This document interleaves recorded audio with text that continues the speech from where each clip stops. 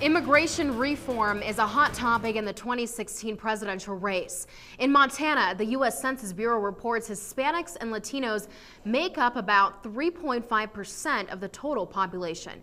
In part one of a special series, I learned what it feels like to be an immigrant in the Treasure State, where the white population is over 89%. I spoke to a Helena Mexican restaurant owner who came to the Queen City for a better life. Busy, so I'm out of everything. Hard at work every day. Talk to people in Spanish. Preparing, Casa. cooking, and serving. I worked at an old family restaurant called Frontier Pies. That's where I got my start in cooking. And I've been at it ever since. Don't try this at home. For Mexican native Louie Lopez, bringing his culture to Montana was a dream come true. And here I am, 20 years later. Steak burritos, very famous. He moved to Helena in 1990 from San Diego, California. Louie's Casa has been in business for 6 years. The owner says he worked at various locations around town. A learning experience, I can tell you that much right now. People are different. And it wasn't easy introducing his food right away. I took a neighbor a menu one day before I opened in one of my locations, and that person threw the menu back at me and said, "We don't eat your kind of food. You people are known as drug addicts.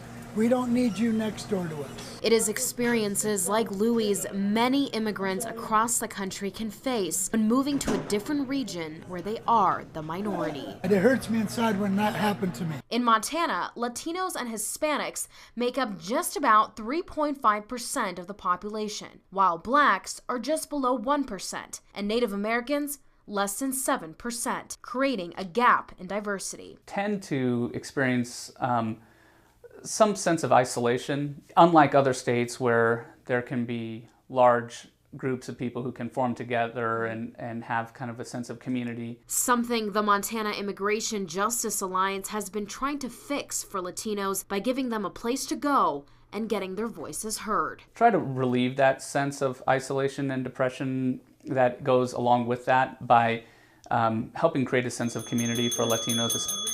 Today, immigrants like Louie work hard to find their place. But I'm here for success.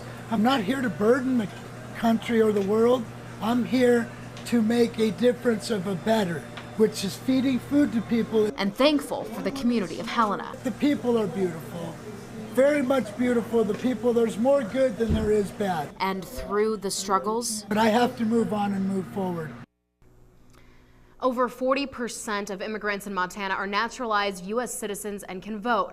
According to the American Immigration Council, not only are immigrants important to the state's economy as workers, but they also account for tens of millions of dollars in tax revenue and consumer purchasing power. Join us tomorrow as I take a look at the history of immigration in Montana and its economic impact on the state.